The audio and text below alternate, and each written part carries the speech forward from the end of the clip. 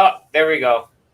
Okay, we're live, and I don't think we really promoted this event too much, but every Wednesday, every second Wednesday, maybe every third Wednesday, depending on how we feel, depending how busy it is, we'll get some.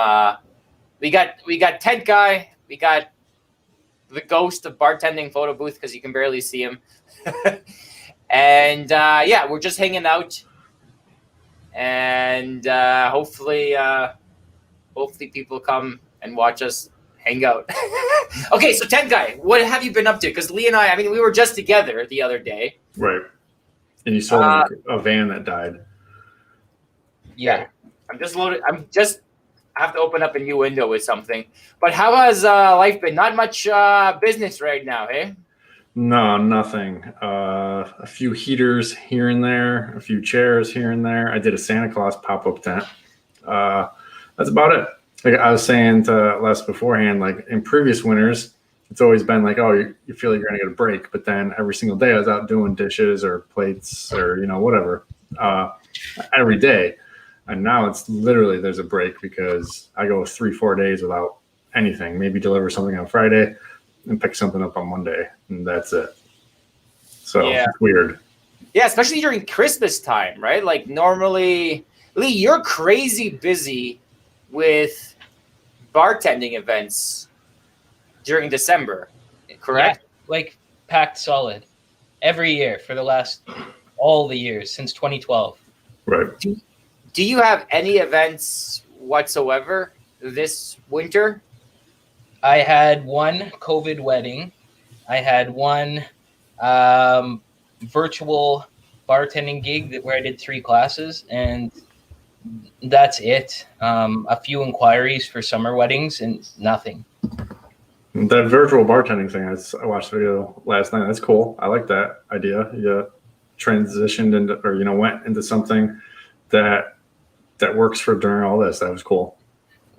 Well, go on. Sorry. It's kind of funny because I thought about it and I didn't want to pursue it, and then people started reaching out to me for it, so that's how it became a thing. So it's funny how people's mindsets change. They're just like, hey, how can I have a party, right? And everyone had a riot. Right. You are killing me though with the darkness. Isn't there any like a flashlight? Just put a flash. Okay. Like seriously, I thought you looked like you were in prison or something. I mean, you soon will be most likely doing business with me, but just jokes. So have you been to prison before? Oh, yeah, I go there. So okay. By the way, when I was up at Lee's place, we were driving by. He lives right beside a prison. You live like 5 kilometers away from this freaking prison. To be honest, Saskatoon's pretty small. You can get pretty much across the city in 15 minutes. So everyone kind of lives beside a prison. So yeah. Right. But I was like, whoa, this is like a maximum security situation going on here. I've never even seen a prison up close. I was arrested once and put in the holding cell because when I was younger, my inspection was up on my vehicle, and I'm pretty good at Photoshop. So I just took my mom's inspection off hers, redid it all and put it on. But what I didn't do was I didn't put laminate on it. So like the dew and stuff and, the moisture faded it from yellow to like a green. And I got pulled over and the guy was like, that looks fake. And he scanned it. And because it was a good Photoshop job, it came up as my mother's information. So I got put in jail. And then they towed my vehicle. And when I went to go pick it up, the guys who towed it asked what happened. I told him, and he goes, oh, you got more of those? I'd like to buy them off you for $100 a piece. And I was like, no, dude, I literally just got out of the holding cell. I'm not selling you these. So you don't sell them anymore? Like you're not selling them now? This was over like 15, 16 years ago. I was just doing it because my car was not going to pass inspection at all. There was going to be thousands of dollars of work on it. So I just faked it. Right. It's good to know a mechanic. My wife's dad is a retired mechanic.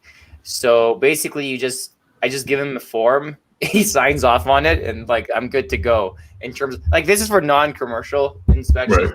Yeah, just for the regular ones. I don't know how it's in the States, but up in Canada, it's just like a little form. Like, is the windshield busted? A few check boxes, and every time he just like signs it and gives me the form. I'm like, yes. Some places are easier, like some states in this, they're a lot easier. But New York, you actually have to bring it in, it has to get hooked up to a computer and all that. Right. Well, here it's pretty sticky as well. Like even when Les brought me the van, we're neighboring provinces, so it had to get safetied, and there was a little bit of rust on the wheel well, and it's $5,000 now. So.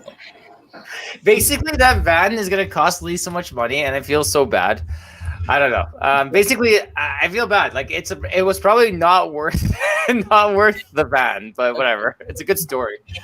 But at the end of the day, like I need something. I mean, I struggled so hard with that minivan and that little trailer this past summer. It's just that doesn't work anymore. So. Right. So wait, so you got to put $5,000 into it to get that rust off and make it pass their safety inspection?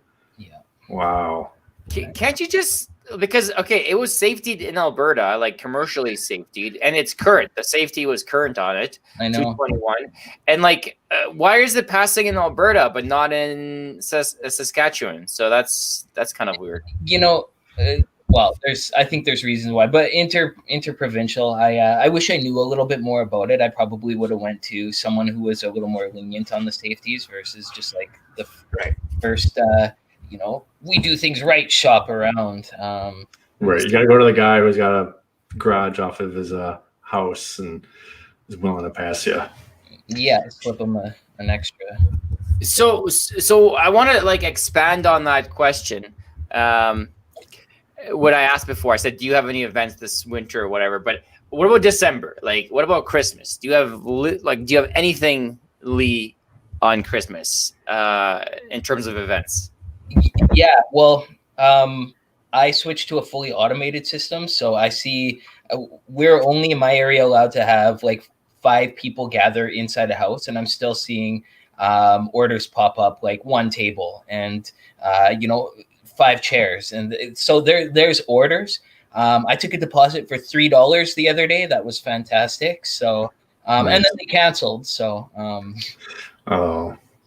right. So no, nothing's going on.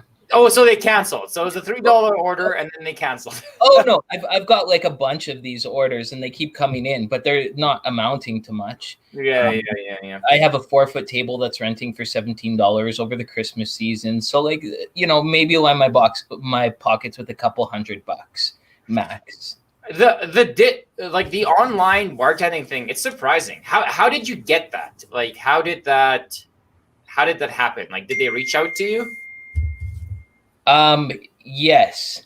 So they reached out to me, and I just thought I've taught a lot of bartending classes in the past, right? So I know what it takes to teach a bartending class on location. That was a thing that I offered before. So I'm guessing probably someone saw it on my website, and I have this little section where people can email me with their custom inquiries. So that probably is where it came in. And so I just constructed a class where they make their favorite cocktail, and I just teach them to flip 1 bottle. And it was, because maybe you should like market that, like just market that a bit more. Who knows? Like if they're reaching out to you, maybe there's a demand for it.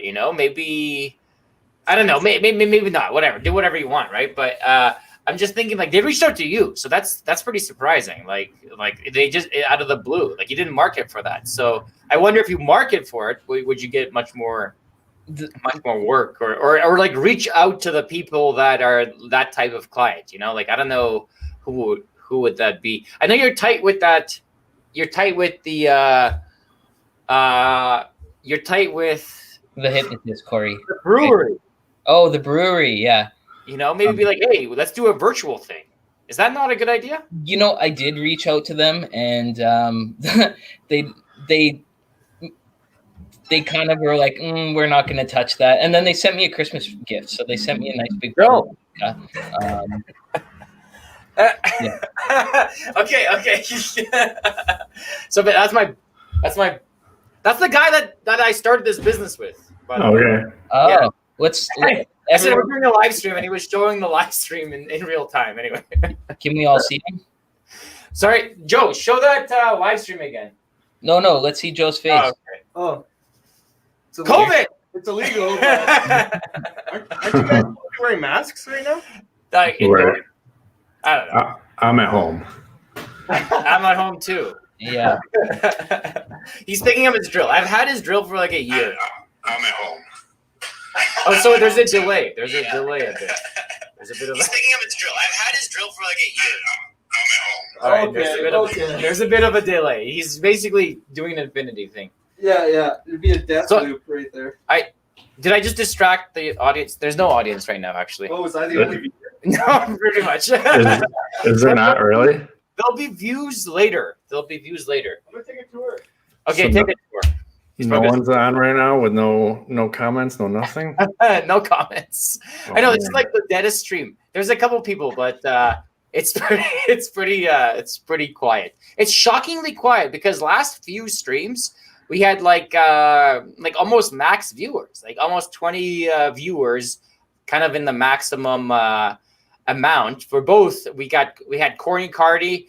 And then we had Tony, both. So I think we need to promote it more, kind of in the future, like we did in the past, because the past ones have been promoted slightly. So Tony's here, but it also might be like first comment, yay. But I noticed that sometimes that happens. Like I saw one of your streams, Adam, and like it didn't have much.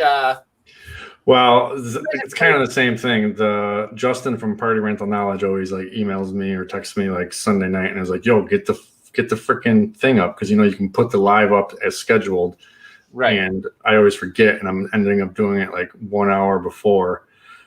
When I do have the thing up on Sunday, they do better. Okay, that's weird because he was on, and we have 2 people on the comments list. So maybe the viewer count is wrong as well, because. Like, we got at least 3 people viewing, but it says there's 2 viewers, which doesn't make any sense because there's 3 here. Right. And we got Joe outside there. So that doesn't make much sense, honestly. So maybe the counter is off today. Yeah. Google went down the other day for a little bit. It did, yeah. Yeah, so maybe it's something to that, like to do with that. Okay, anyways, let's continue. So, talk to the brewery, no? I tried, and they weren't really having it. They've kind of shut down events till further notice. That I think events is kind of their play thing, and then vodka pays the bills, right? So they just don't want to worry about it. Like they laid off their event staff, and so they sent me a nice Christmas gift. That was it. So. That's nice. Well, that's actually nice. Yeah, that's nice. But what about having going to the brewery and just going listen, I'm just gonna promote my show. I'm gonna have a little training show or something, like a live stream training show. I'm just starting to think about this now, but I think maybe you have something there because I actually I'm not into bartending, but your bartending stuff is actually kind of entertaining. You got the fire, you got the ice. Les, I'm not getting any younger. So my bartending stuff, when I started the business when I was 20, early 20s, and it was the coolest thing ever. And I thought I was important because I was this big business owner.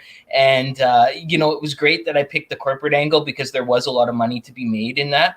But ever since I started photo booths and rentals, it's just I'll pick up a big fat gig where there is one. But other than that, there's just the money is minuscule, and the amount of work that would go into, plus just managing staff and hiring the good. I don't know. It's just once all this is over, I can't wait to just jump back into rentals and save my money through the winter. Basically, I'm like a little you guys. I'm gonna be just like you guys when I grow up.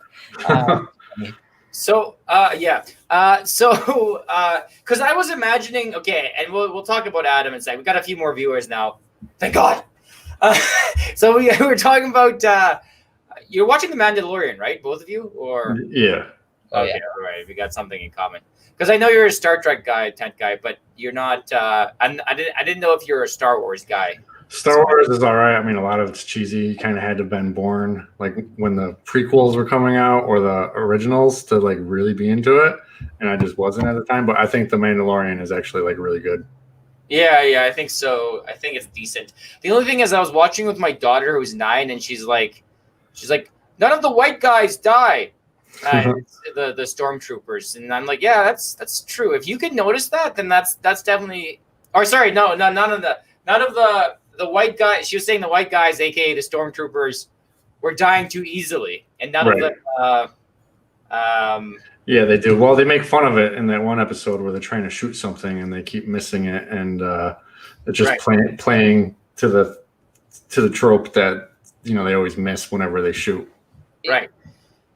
Yeah, that's so true. Like they are basically making fun of themselves because like there's this big fandom that's built up on people making fun of things, and they're showing us that they're aware of it by making fun of themselves with these little quirks that people who wouldn't watch Star Wars all the time wouldn't catch. Right. So this guy here, so this is the guy that was just behind me a second ago, who took his drill, and you see that we used to be called Calgary rental guys, and then we switched it to when we split up. That's when I changed the name to the Rental Brothers. So, but we used to be Calgary rental guys, and then the reason I switched it is because we split up, so it's nice to kind of like keep some sort of difference, but also because there's another company with a similar name. So it's funny, he's wearing in his avatar here, he has this hat of how the business, like the kind of the original logo of the business. So I thought that's kind of some interesting history, and it's kind of cool to see his face here when he was just here in real life. It's kind of a weird thing. But anyway, oh, and by the way, the story goes. So I rented a tent from this guy, like a pop-up tent, and I'm like, hey, how much do you rent this for? He took, obviously I paid for it, and I'm like, hey, like how many do you rent? And he tells me how many he rents, and I'm like adding up the numbers. I'm like, my God, this is a good business. So that's kind of how it started, So that's kind of the very beginning was with this dude here. Yeah. So I've noticed the trend for this live stream is more like us, like a lifestyle one, rather than let's get down to business. Let's talk business. So we better make a 10-guy sandwich and pick his brain about his motorbike. Mr. Rich guy bought his huge motorbike.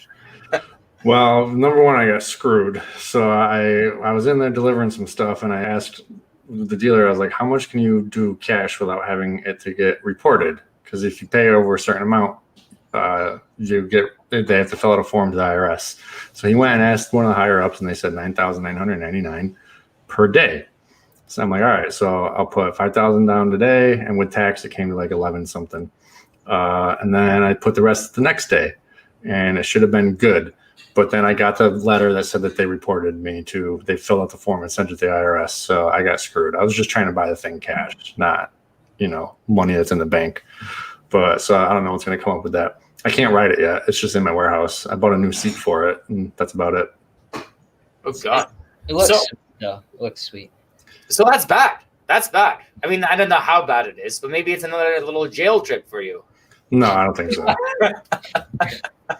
That, now I got you stressed out because you're probably like, because if I got a form like that, I'd be like stressed out, like, a little bit, just a little bit, not like. No, they're just saying that, they just are letting you know that they had to submit that. I mean, it's only $10,000. It's not like I bought $100,000 sports car or something. Right. Like, where's the cocaine? Right. I thought about getting into. Okay, hopefully the authorities aren't listening, but I thought getting into the and if you are, it's a joke. This is a joke. I thought about getting into the cocaine business, because like it's for the amount, it's good money. And honestly, how hard can it be? I'm pretty sure that you just said some demonetization words. Oh no, yeah, that's all right. Like, yeah, that's all right. Maybe you could edit that part out. Actually, you know what? No, you can. Yeah, talking about prison and cocaine, there definitely will be some demonetization going on. Right. YouTube's crazy too, right? Like, I mean, they jump on anything. So here's a viewer question. Like, let's get, in the end of the day, you got to get down to business. So even though it's a fun channel, before we get into the question, do you want to disclose, or can you disclose, like, how much was your bike? It was $9,999. Oh, okay. So you didn't ride it yet, right? No, I wrote it down my warehouse road, but I didn't have a helmet yet. Right. And it's cold out, so I got to wait. Right. It looks pretty sweet though. I always wanted a bike. I don't know, like who doesn't, right? What man or woman, I don't know, maybe some women want bikes too, but like it's kind of like a weird feeling. Like you see the bikes and you're like, I don't know, you like imagine yourself riding one. I don't know. It's weird. Right. So I want to start a rental. I live between two big cities. I thought it would be awesome, but no one I talked to thinks so. Well, those people are idiots. Now that we're monetized, we can swear a little bit. And all you have to do is just look at us in order. You look at my channel, watch my channel first, of course, and then go to Les's channel and then watch Tenkai's channel, all in order, and you'll just see like how a business can grow, right? Because I think we all do the same steps-ish, right? Yeah, so no one in your life is going to think all rentals or whatever because they never think about it. No one's ever going to think about $10,000 wedding in the backyard because they haven't been to a tented wedding yet. I'm not saying that's where you're going to start, but it's just something. I mean, when I first started it, everyone thought it was dumb as well. It's not dumb. You're between two big cities, so you got multiple places you can try to pick up customers and stuff, and people will just call you. You just got to have a good website, and just so that when they type in something, that you're there to answer it. It will go out, and you can start small, make yourself a few extra $100 a week, and that's your groceries and stuff, where you can save that and put into more and more. Rental business, there's always going to be parties. Even with this pandemic, they can't have a party at a venue, so they're sick of it. They're still having parties in their backyard. I was doing 200-person weddings in people's backyards all summer long because the event venue canceled on them. So they did it in their backyard. This year, I didn't bring in as much money as the previous years, but it's the most profitable because, I wasn't buying a whole bunch of stuff. I was just using the stuff I had, and there was still a ton of parties. So don't listen to those people around you because they just don't know. And it's not something most people know. I was talked into getting into weddings by my friend. He had to show me his books. And I was like, holy crap, because I never seen a wedding tent in someone's backyard because they're in the backyard. You don't just drive by and see it. But once he showed me how much money weddings make, it was like, oh, okay, let me do weddings. Even me being in the rental business for a few years didn't even realize it. So don't listen to them. They just don't know. Yeah, unless you're like in something that's like you're making like tons more money with like stocks or something, and like, you know what I mean? Like, unless you're already like balling in another industry, focus on that industry. Focus on what you're already doing good at. But hey, if you're just starting out or looking for a real like side gig and need something else, then do it. Nike it up with their slogan because especially between two big cities, that's an awesome little spot. You're not in the city where it's expensive, and you can service both cities. So I don't see why that's a stupid. Family will always say that. Family's job is to quench the fire. I told this to Lee the other day, so he's probably bored of this saying, but it's all about family's job is all about quenching your fires. Your job is to make the fire, to get excited about something, and your wife's job and your children's job, your family's job is to be like, you're wrong, you suck. You know why? Because it's a test. If you can't deal through that bridge that they put up or that wall they put up, you can't break through it. How are you going to break through like the challenges you have in your business? So they put up that wall. If you break through it, if you get some real money going, then they'll be happy. Put the money down and be like, hey, and they'll be like, we supported you all along. It's like, no, right. But whatever. I think this is a question more for Adam because I actually didn't watch the recipes thing. Yeah, I got this one kind of. Assuming what blah, blah, blah. What are y'all's inputs on which one is better, Jim from Recipes approach or something 360 hot guy approach? So my interview was mostly about like Google and SEO and driving people to your website and just adjusting where you want them to be in your funnel. Do you want more customers in? Do you want more better leads? Do you just want a whole bunch of customers or potential leads? So you can say, I don't want to do that one 5 hours away. I just want to do these 5 that are 5 minutes away. And then alternatively, Justin's was more like, texting, and not texting like cold texting people, but like Facebook messaging and other things like that, and other various ways using social media. They're two different things. Like Jim's was more like, we want your website is who you are. When people do a search for this kind of thing, they search and you want to be the top of the tier, and you want to use all these different SEO and page tricks.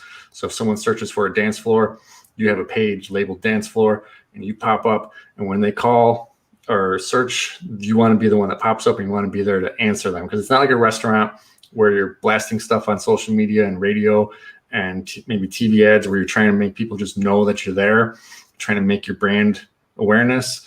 It's these people, doesn't matter your brand in the rental business. You just need clean tents and be able to answer the phone when someone calls. So they have different approaches. Justin kind of leans more towards bounce houses, and in bounce houses, there's a huge competition. Everyone thinks they can get into it and have a few here and there. So doing social media and building a big brand and doing Facebook marketing and Instagram stuff is more important. Whereas Jim he owns a rental business. He doesn't really care about the Facebook and stuff like that. It doesn't bring in that many good customers. He'd rather focus his time and attention on the Google, so that when someone goes searching for you, you're there. So it was like two different approaches. One was like a big net trying to get a whole bunch of people in and build a brand. And the other one was just like, I'm here when that person who's having a party needs it, and I'll show up. Yeah, and I think he said and the texting approach. I'm not quite sure what he means about. Okay, so what I gathered about the texting approach was more so it's someone goes onto your website and it's like, hey, you do you like deals, blah blah blah. They put in their information and so forth, and then they can be texted. If they didn't convert or whatever, there's like some sort of timer and it tracks their information, and then they will be responded again through text.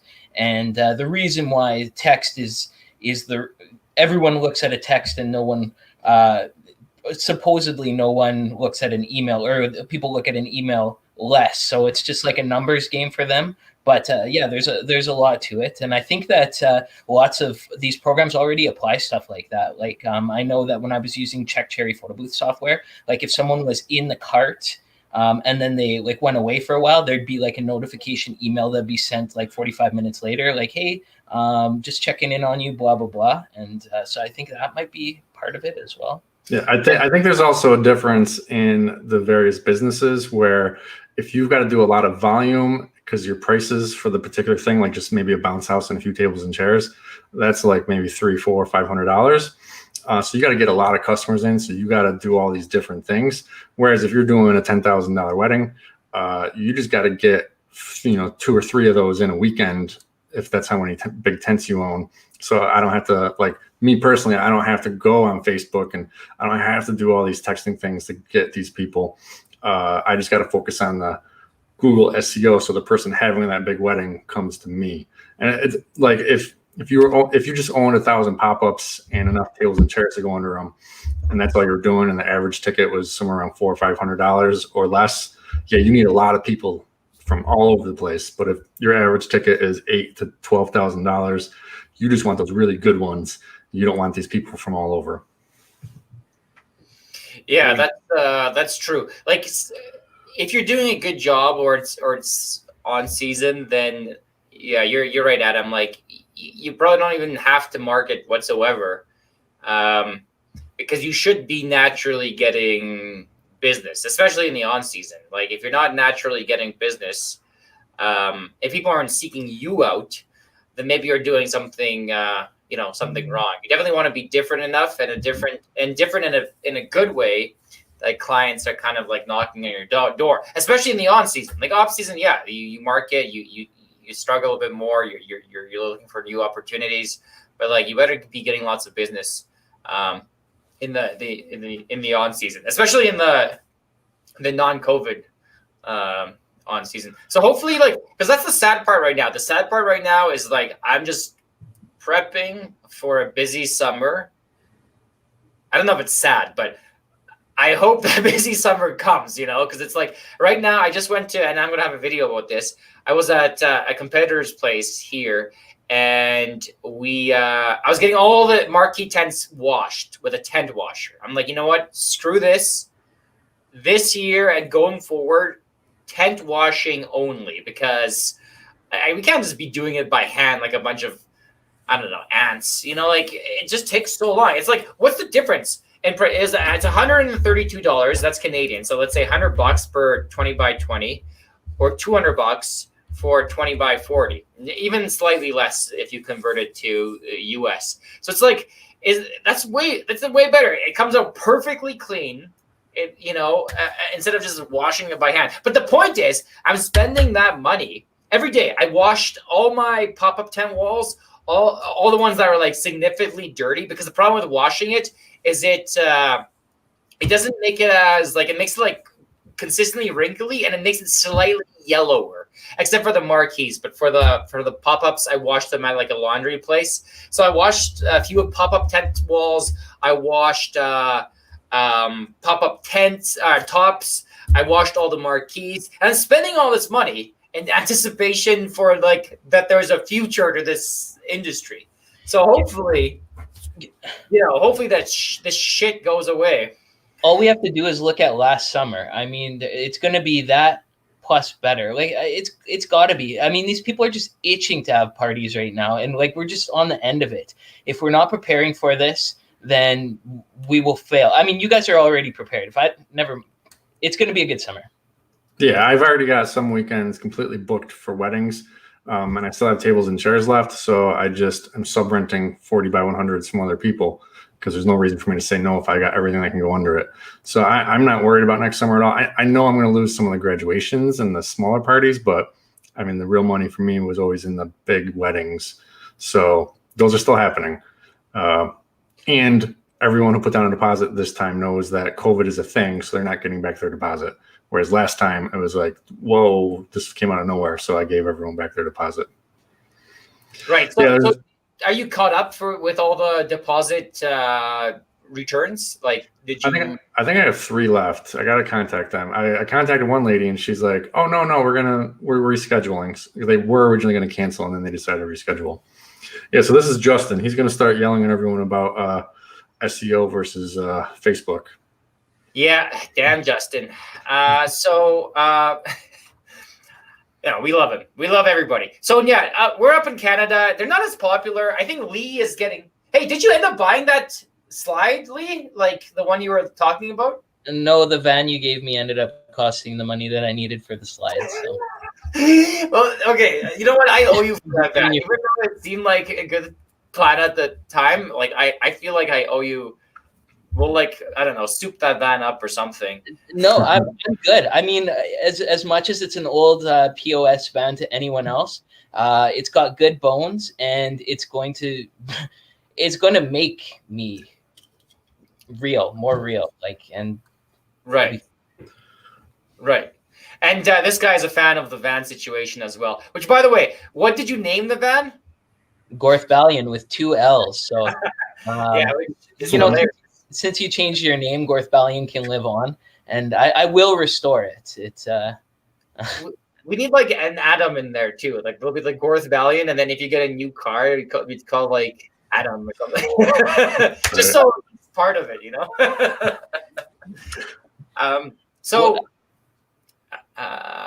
Are you okay? So yeah, actually, couple who were. Okay, why can't I talk?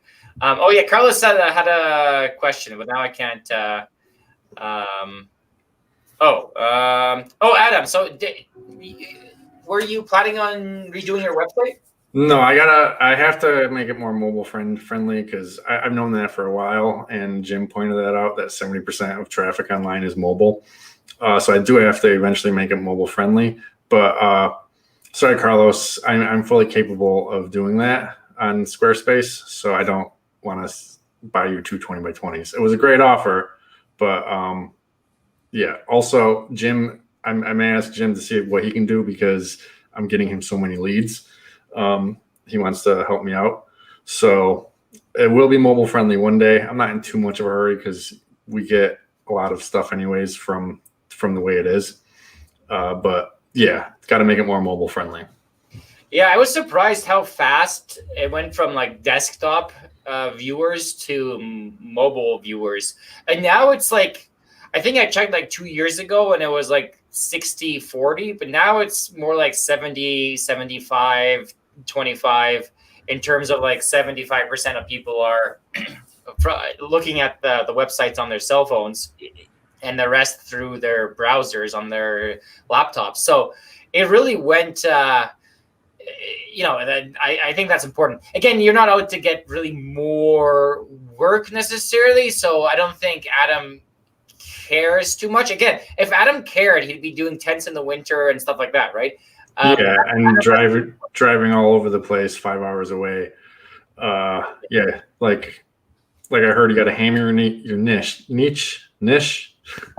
I think it's niche, but yeah, you got to hammer it. And mine is backyard weddings and rustic weddings in my area.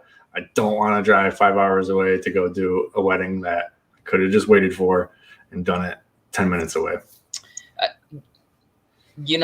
I hammer your niche, but I think that there's like a time, right? Like, I mean, when you start out, how do you just automatically know your niche and go straight for that? Or some people, I mean, it might take a few years, but if you start to notice that like you're in a city and all you're getting phone calls for is Shivari chairs and fancy chairs, well, I'd say just get rid of the tents and just own all Shivari chairs. If you're starting to do vinyl on dance floor and people like it goes crazy, I'd get rid of everything or just about everything and just be like, vinyl dance floors, I make $5,000 a dance floor. Let me just do 10 of these a weekend because I'm in a huge city.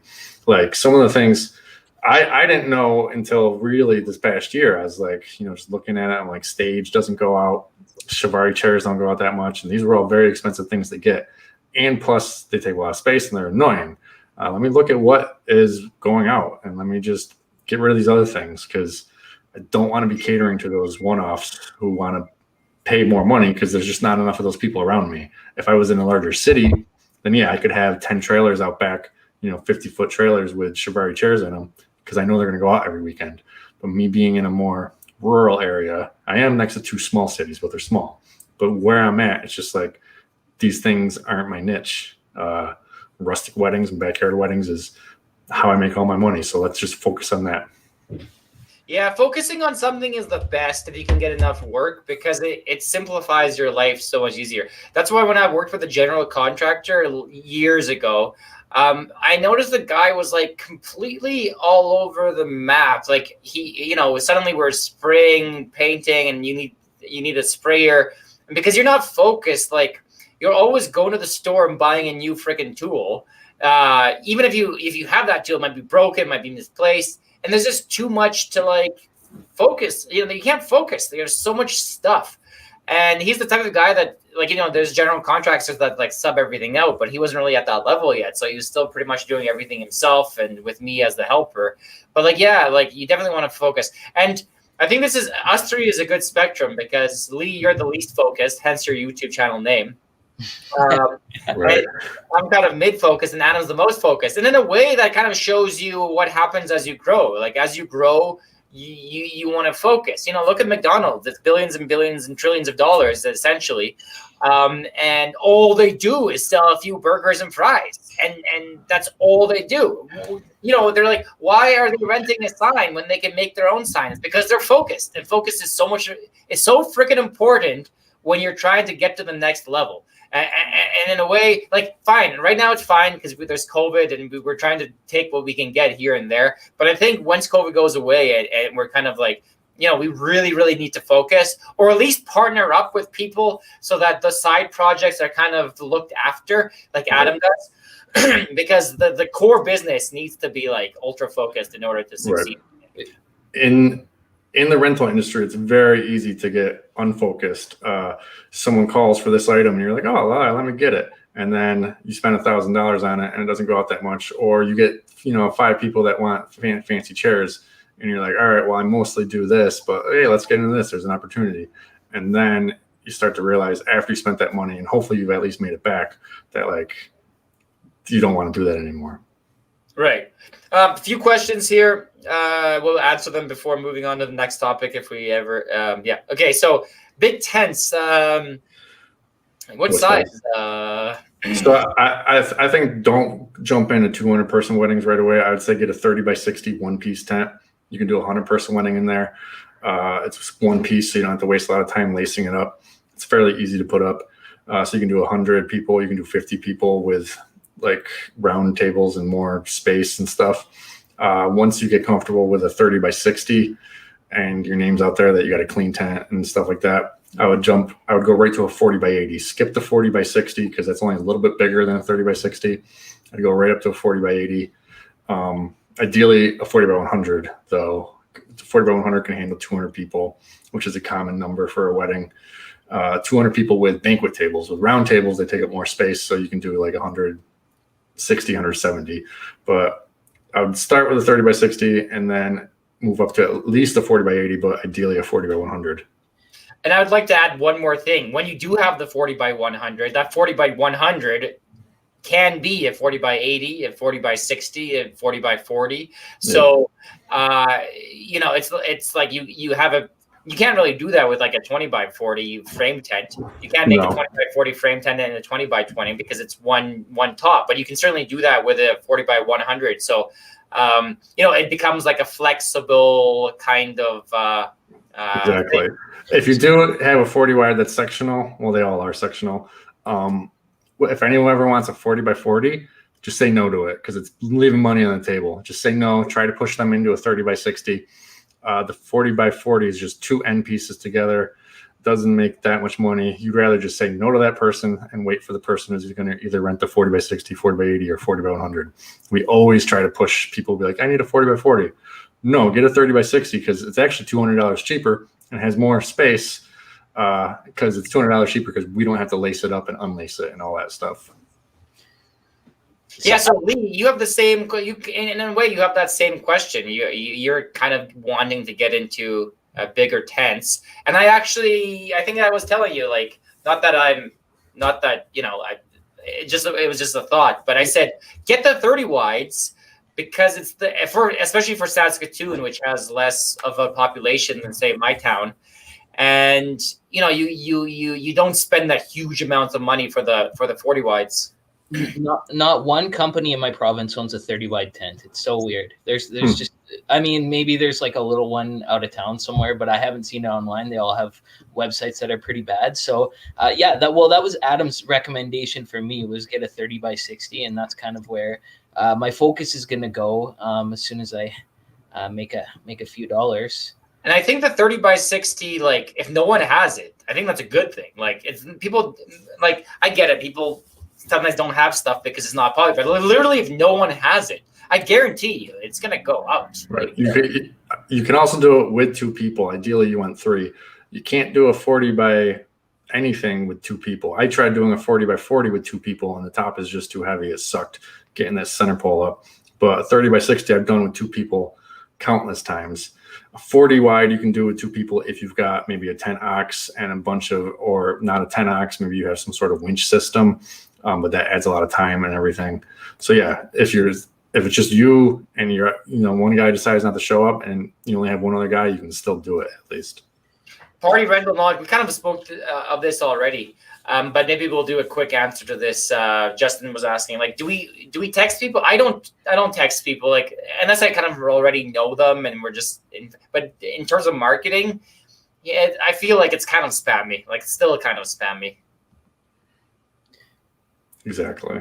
Justin, you're an idiot. Just shut up. It works in different levels. In photo booths, like the photo booths, they are set to text people already. So like they text them the photos, right?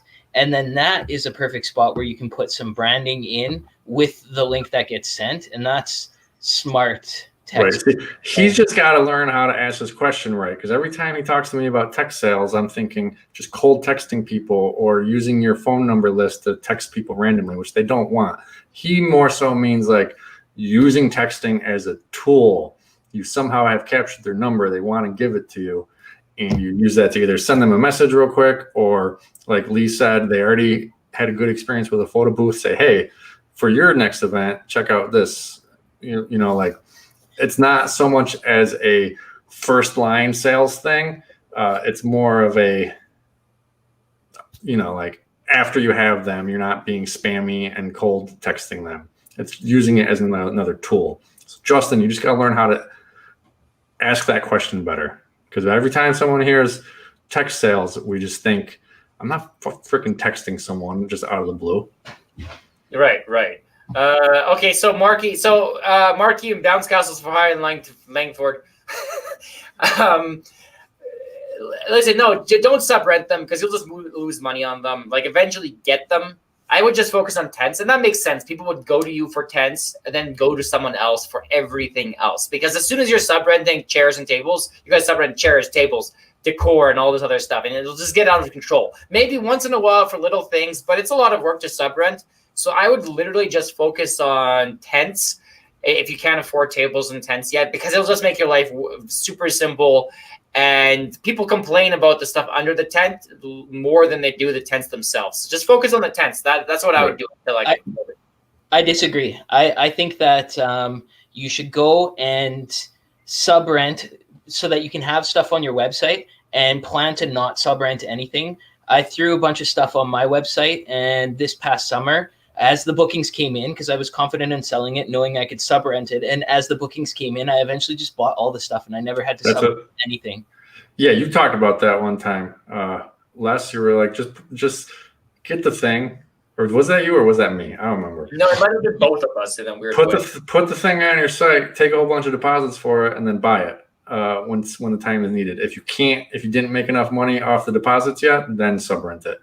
But I just want to let them know that my first year I started with a 20 by 20, 20 by 30, 20 by 40, no tables and chairs. So the customers who ended up going with me were the ones that just needed that. They either got chairs from a church or whatever.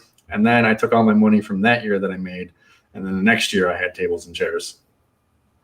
Yeah. So with sub-renting, like, I think my problem was that I was heavy into sub-renting. Like, I think like 15% was sub-rented. And I was like, that's a lot. Right. And so I don't mind like 5-10%, but like 15 was a bit. It was a lot of money. It was a lot of money. So I was like, you know what? I spent too much money, and I just gave it to my competitors. So that's why I'm kind of now trying to stray away from sub-renting. But I see what you're saying, and that's a good technique. If you can take the deposit and then buy the stuff, then yeah, that always works out. Oddly enough, like, some stuff is almost the same price as buying it, so it does kind of work out. Right, some stuff. Like I decided to get into wedding tents. I didn't own any freaking wedding tents, and all summer or all winter long, I was taking deposits and booking these jobs, and I didn't own the tent, I didn't own the chairs, I didn't own the dance floor. So the deposit money, plus I had to get out a loan too. By the time it came around, then I had everything, but I just jumped in and didn't own any of it yet. Right. And so Dante here. Dante, is asking how many tables and chairs. I mean, you don't really have to start with too much. Again, this Joe here, me and him actually started together, so he's watching this, which is kind of awesome. But again, we talked about that before, but we didn't start with much. We only started with a couple pop-up tents, a few tables, maybe 10 tables, and I think it was 50 chairs. We quickly acquired way more chairs, though, as they were being rented out. We found some used ones. But the point is, like, to get really started, I mean, you don't need that much. I would say 50 chairs, 10 tables, and a few pop-ups, or 20 by 20 or something, and you're good to go. That's my answer for that. My answer is, if you've got whatever number of tents you have, 20 by 20 holds 6 tables, 50 chairs, 20 by 30, 8 tables, 64 chairs, 20 by 40, 10 tables, 100 chairs. That's with people at the ends and stuff. If whatever tent you have, I'd have enough tables and chairs for that. Maybe only go 80%, because maybe sometimes a tent is going to go out with nothing. So then you'll just have tables and chairs sitting around. But have enough to cover inside that particular tent so that you can make the maximum amount of money for that tent going out. I think the question is more so, what type of chair should you acquire first? And I think that's the white fan back chairs. I know I just changed this question on them, but That's a good thing too. Like you can get cheap chairs, but you do have to consider that. Like what size is 6 foot, 8 foot, or 5 foot round, 6 foot round. So those are all interesting. Watch our videos on our channels, and then you'll know the answer to those things. Yeah. So Carlos says, how are your floor dance from SES? So I bought a dance floor from Special Event Sales. That's the SES acronym. Do you need a plywood on grass? Do you have about that? Yeah, so we only actually set it up a couple times, which is a shame because we spent so much money on that thing. And I think I spent like almost $4,000 on that dance floor. And it's only like 24 by 24. That's the size that I have. So we didn't make our money back yet. But again, COVID happened. This was kind of mid-season, late season last year when we got that dance floor. So... but yeah, we didn't make too much money off the dance floor, unfortunately. You need a plywood. If it's outside, I would say like almost every time it feels like you definitely want some sort of subfloor just to keep it level. Is this the kind that snaps together, not with a tool and tongue and groove? They just like snap together? It snaps together. It's the 3x3. Let me bring out a tile. You guys keep talking. I'll bring out the tile. Yeah. So the dance floor that he has is ideally used like indoors or on a hard surface.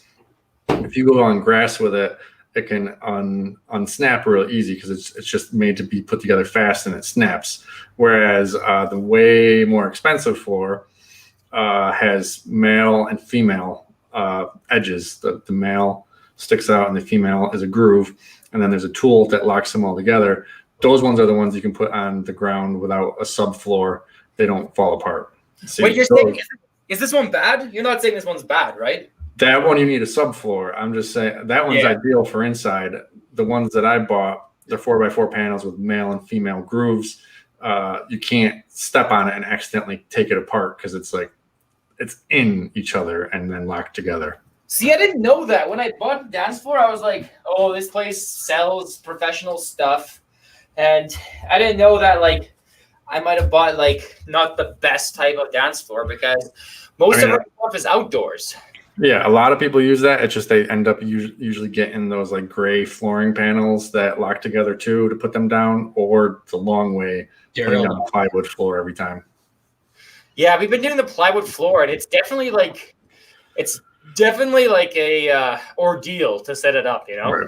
So I have that same kind of dance floor, except I have it in 1x1 sections, and that is my indoor dance floor only. Like someone calls and they say it's in an event venue, that's all on wheels. We just wheel it in, set it up real quick, because the outdoor stuff, sometimes it warps a little. Sometimes it's hard to put together on a perfectly flat surface. Plus, the back of it is dirty, and I don't want to be cleaning the back of it every single time that's going inside. So I bought that kind of dance floor specifically for indoor. Damn it. Yeah, because I don't know, like they were selling it to me like it can go anywhere, do anything, you know what I mean? Yeah. And like I didn't really have up in Canada, there weren't too many other options. It's not like the other stuff was, and it had this like modern look to it, you know? Yeah, it looks cool. Right. But you're right. When we put it up, there was like slight warping to it. Like I'm assuming that kind of went away, like the last time we put it up. I'm assuming that kind of went away like after it's been stacked and like leveled out. But I noticed like where the ground wasn't even, you can kind of really tell like and if it's was shining off it, like it's a specific angle or whatever. Right, and if it's really not even with that kind of dance floor, someone steps where the two pieces come together and they're just going to separate it. I had to do my indoor dance floor outdoors a few times, and every time we showed up, the dance floor was just basically all apart because stepping around and it was just taking the pieces apart because they just snap together. They don't actually like lock together. Right. This one never actually separated on us, but it is it's definitely an ordeal to set up a dance floor. I remember like just the other day quoting someone for the summer for a dance floor, and they're like, "That's so expensive." It's like, yeah, well, you try to like we don't want the subfloor. We don't want the subfloor. Like you need the subfloor. Right, you do. Okay, so Joe's asking, I found my first tent in a construction dumpster. It was a red fire rated 10 by 10. I rented it out for $10 a day. So, wow. So this guy's been making money off his dumpster find since day one. So yeah, you can always One man's trash is another one's treasure, right? yeah, Right. exactly. Can you do party rental knowledges one? How do you train employees? Oh yeah, that's a Okay. very good question. I was actually gonna pop that on, but I kind of missed it. Because I got a great answer for it. You just get someone in and you don't tell them anything, and you just say, "Watch me," and make them struggle and make fun of them their whole time and make fun of their mom and call them names and like push them on the ground and tell them that they can't drink until they see me drink. And then after a week, they're broken down. And no, but that is what I do. But it's you feel the person out, and they're a cool person, and it makes work fun. But yeah, I'm really horrible at training people. People who can't watch and figure it out. We end up getting rid of. Everyone who's been good, they like kind of just observe and figure it out, and then here and there will be like, "No, idiot, it goes like this," and I'll call them an idiot. I try to keep the culture loose and whatever. So that's how I train new employees. Not for everyone. I worked for a wireline company, like an oil field servicing company, and when I was 16 during the summer, and I remember the kind of fellow employees were like, "Don't ask the boss what to do." And I remember, okay. And so apparently, like, you just do it. Just forget it. You figure it out. And these days, like, I hate that. It's like you gotta like explain to people things. It's just like, yeah, just look. It's not rocket science. We're moving things from point A to point B. Like, make sure you're not like when you're stacking things, you're not like jamming them, and just like think about it a little bit and watch how it's done. And like the people that are like constantly asking questions, it's like, no, just the answers are in front of you if you just watch. I don't know. Right. So that's a good answer. What I did for my training my staff to help me set up tents in the summer is I just made them watch the Selena tent setup videos and tent guy videos, and like I'd send them the YouTube links and I'd be like, study this, because I was pretending through most of the summer. I think I did like 5 or 6 events before I even set up a tent the right way. But I made it work every time. But yeah, so what we're doing this summertime to get kind of real, even though it's not like we weren't real before, but tents are definitely like technical to some extent, especially the big ones. So I'm meeting up with 2 companies that are training their employees, one 200 miles north of me. I said 300 because I was going to say kilometers, but 200 miles north of me. And we're also meeting, we're doing one local guy here, and we're basically going to join them on the employee like training, me included, almost like a pretend employee, just so we can like learn the technical aspects of that. So, Right. Once you like, we're kind of lucky because we have YouTube channels and we like know each other, and we are connected to a bunch of businesses and companies and competitors. But like once you establish those contacts, like, you can learn a lot if you don't know specifics about that stuff. But Right. Lee's right too. Selena has some good videos, and there's a bunch of videos out there through these manufacturers, tent manufacturers, and then they have like technical videos. So that's not a bad Right. of stuff as well. Basically, the best way for you guys to learn is just to do. Once they're on the site and they just realize what needs to be done, it's the same thing every time, and it's not that crazy. They get it pretty quick. Usually after a week, everyone's got the basics down. One thing I noticed though is like with my employees is like I really want them to tarp. With frame tents, it's weird because the tarp has to go like between the wires and the ground. Right. And so we kind of like, I'm constantly trying to pull it as far as possible to protect the entire kind of ground, the surface. And they're just like flinging it, and they're like, that's good enough. And it's like, no, it's not good enough. I want it like I get it. It's faster and whatever, but like, it's my tent. I don't want it to be damaged. So interestingly enough, one of my employees might be putting down some money for the 40 by 80, and then I'm just going to be paying him monthly for it. He's not working for me anymore. He's also an electrician, and he thought that'd be a good way to kind of make more money monthly. But in that sense, now if he does work part-time for us, I'm sure he's going to be tarping that tent up right to the freaking corners, because suddenly he's dealing with his own $20,000 tent, and he's like, oh, I want to protect this, which, so in a way, I'm glad he's part owner in that inventory, because suddenly he's going to be, taking care of that tent a bit more. I kind of rambled on there. I'm just going to interject real quick, not on yours, but one thing that I found, I can't base this on anything because this is the first year that I hired people to help me set up, but I was offering bonuses for doing things fast, for taking care of things, and it was young guys and they're very money motivated. And so I was like, hey, you'll get a bonus, $20-$40, whatever, if we're done by this time, and, give them a time limit, and then be like, and I'll judge you on your safety and so forth. And I found that was kind of interesting, and it worked for me. I don't like giving bonuses, maybe like during Christmas, or once a year or something, but I don't like giving bonuses and tips and stuff like that. Because there's a weird psychological issue with that, because I remember being on the other side where I was getting this guy used to give me bonuses, the contractor guy, and then I would in a weird way be mad at him if he didn't give me a bonus after the end of a job, even if I worked really hard, because the guy can't always give a bonus. And so there was this weird a psychological thing where I saw this weird obsession with the bonuses. So I actually don't like giving bonuses because I didn't like them. And in a weird way, I did not like receiving them, even though I loved receiving them.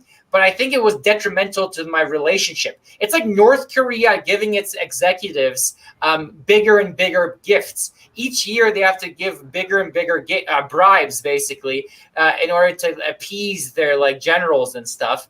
And I feel like that's the same with bonuses. You have to outdo yourself. Basically, it was a weird psychological thing. Maybe people don't have that issue as much as I do, but I don't mind giving them a good fair pay, but I didn't like the bonuses just because it's kind of weird. I don't know.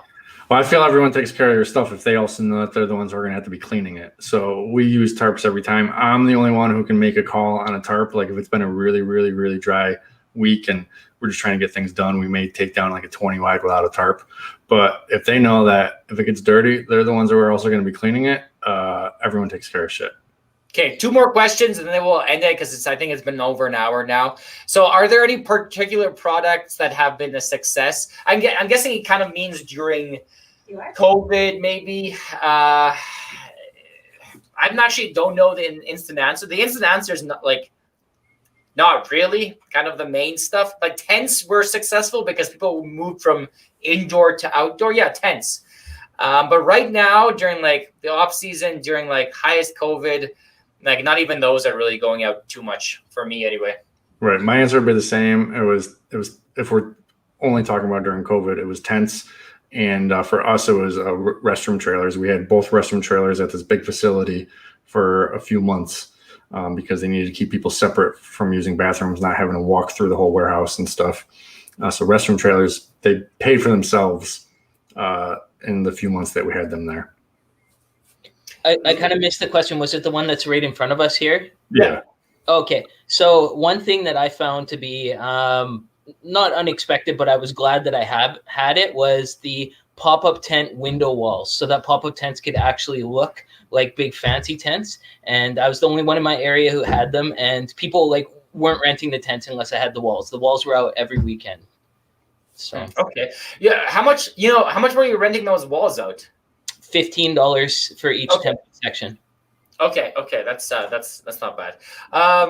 So one more question here. I've seen all your videos. Blah, blah, blah, blah. Event software. So each of us uses different event software. Each software has advantages and disadvantages.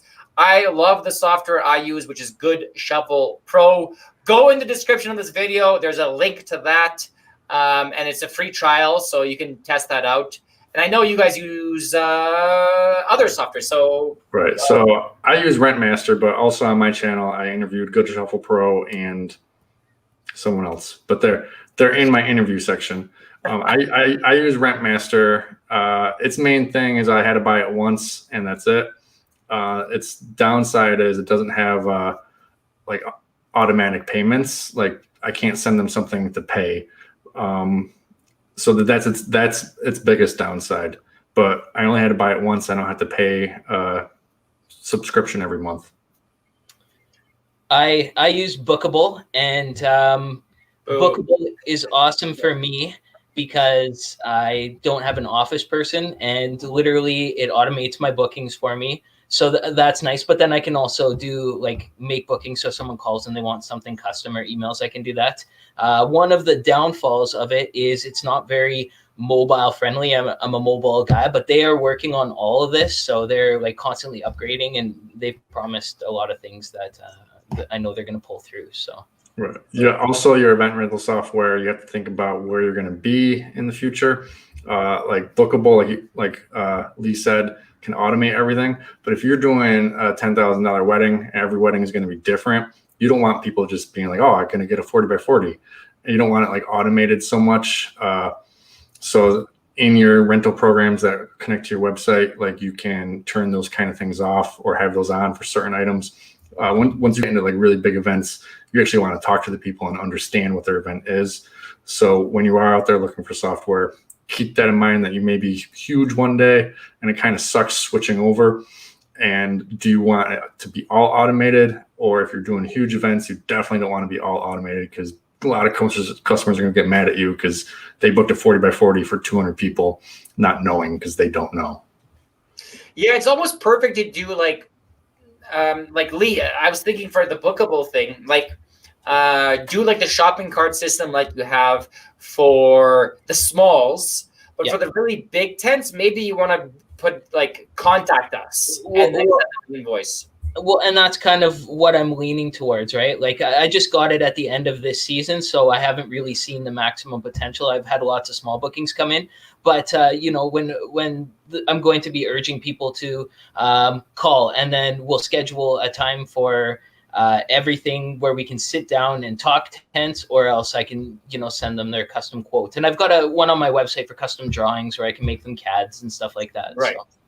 I like Good Shuffle because the only downside I would say to Good Shuffle is that it's there's a monthly cost to it, and therefore it's over time it's fairly expensive. But it does have an internal messaging system.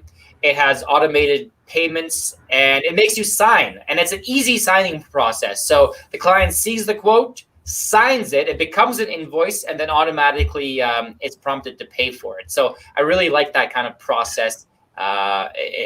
Overall from Good Shuffle. And that's what I'm missing from Rentmaster. I would like something like that, the signing it automatically so I know I have everyone's signature and making it easy to pay. Okay, so you got something to add? Well, I was just going to say, Bookable is like that too, where it's grabs their credit card, but then you can also just charge again. You don't have to ask for another payment. You just click and you've got everything. Like it's automatically stored. Right. All right. So that's it, guys. Thanks for joining us. Take it easy. We'll see you later.